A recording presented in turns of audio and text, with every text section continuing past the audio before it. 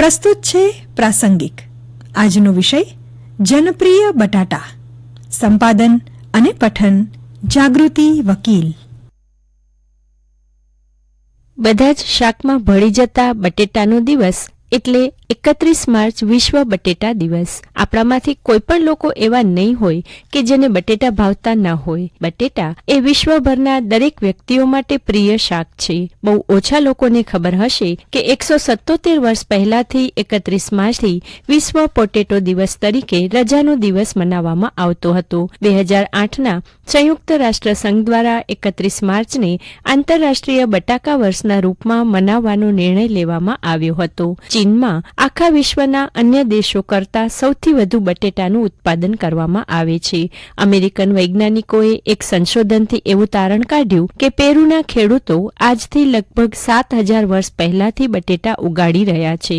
16મી સદીમાં સ્પેને બટેટાને યુરોપ પહોંચાડ્યા. તે પછી બ્રિટન જેવા દેશોએ બટેટાને દુનિયાભરમાં લોકપ્રિય બનાવી દીધા. આજે પણ આયર્લેન્ડ અને રશિયાની મોટાભાગની જનતા બટેટા પર નિર્ભર છે. તો ભારતમાં બટેટા સૌથી લોકપ્રિય શાક છે. આમ તો બટેટામાંથી અનેક ખાદ્ય સામગ્રીઓ બને છે. બટેટા વડા, વડાપાઉં, ચાટ, બટેટાની કચોરી, ચિપ્સ, સમોસા, ટિક્કી વગેરે. બટેટાને અન્ય શાક સાથે મેળવીને જાત જાતની વાનગીઓ અને અનેક શાક બનાવવામાં આવે છે. તરુણ અને યુવાનોને પ્રિય એવું ભૂંગળા બટેટા સૌથી વધુ વેચાતું ફાસ્ટફૂડ છે. બટેટા એ બધા પ્રકારના શાકભાજીમાં સૌથી વધુ મિલનસાર કહી શકાય. અર્થાત તે દરેક શાક સાથે મિક્સ કરી શકાય છે. બાળકોથી માંડીને વૃદ્ધો સુધી સૌનું પ્રિય શાક બટેટા છે. બટેટા વગર શાકભાજીની કલ્પના કરવી મુશ્કેલ છે. એ જ રીતે એકટાણા કે ઉપવાસમાં ફરાળમાં સૌથી વધુ વપરાતી બટેટાની વિવિધ વાનગીઓ પ્રિય છે. બટેટાની ખેતી તાપમાન પર આધારિત હોય છે.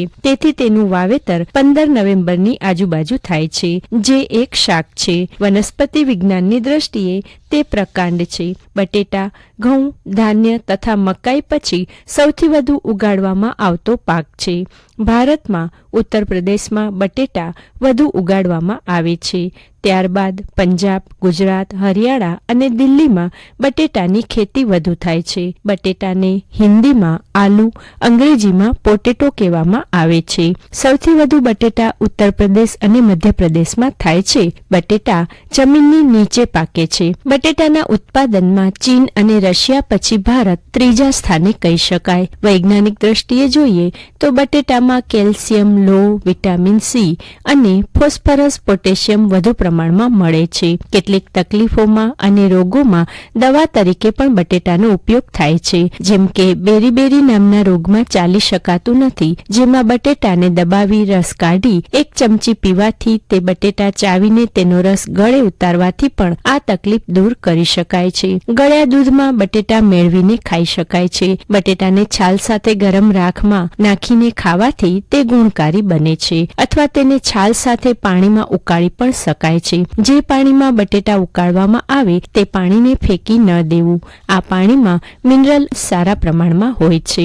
કાચા બટેટા રક્તપિત્તને દૂર કરે છે. પડી કે વાગી જવાથી લાગતા ઘાને કારણે ત્વચા પર લીલા ડાઘ થઈ જાય, જેના પર કાચા બટેટા પીસીને લગાવવાથી એ તકલીફ દૂર થાય છે. દાઝી ગયેલા ભાગ પર કે તડકામાં બળી ગયેલી ત્વચા પર કાચા બટેટા પીસીને લગાવવાથી રાહત થાય છે. ત્વચાના સૌંદર્ય માટે પણ આ રીત ઉપયોગી છે. બટેટામાં પોટેશિયમ રહેલું છે, જે પિત્તને રોકે છે. રોટલી સાથે બટેટા ખાવાથી ઘઉંની રોટલીનું પાચન તરત થાય છે. આમ જોવા જઈએ તો બટેટા પ્રિય જનતા માટે એવો કોઈ ખાસ દિવસ ઉજવવાની રાહ જોવાની જરૂર જ નથી. મોટાભાગના લોકો તો દરરોજ બટેટા દિવસ ઉજવતા હોય છે. તો ચાલો આજે વિશ્વ બટેટા દિવસ નિમિત્તે થઈ જાય કોઈ નવી ખાસ બટેટાની વાનગી. આપ સાંભળી રહ્યા હતા પ્રાસંગિક. આજનો વિષય હતો જનપ્રિય બટાટા. સંપાદન અને પઠન જાગૃતિ વકીલ. પ્રસારણ આકાશવાણીના ભુજ કેન્દ્ર પરથી કરવામાં આવ્યું.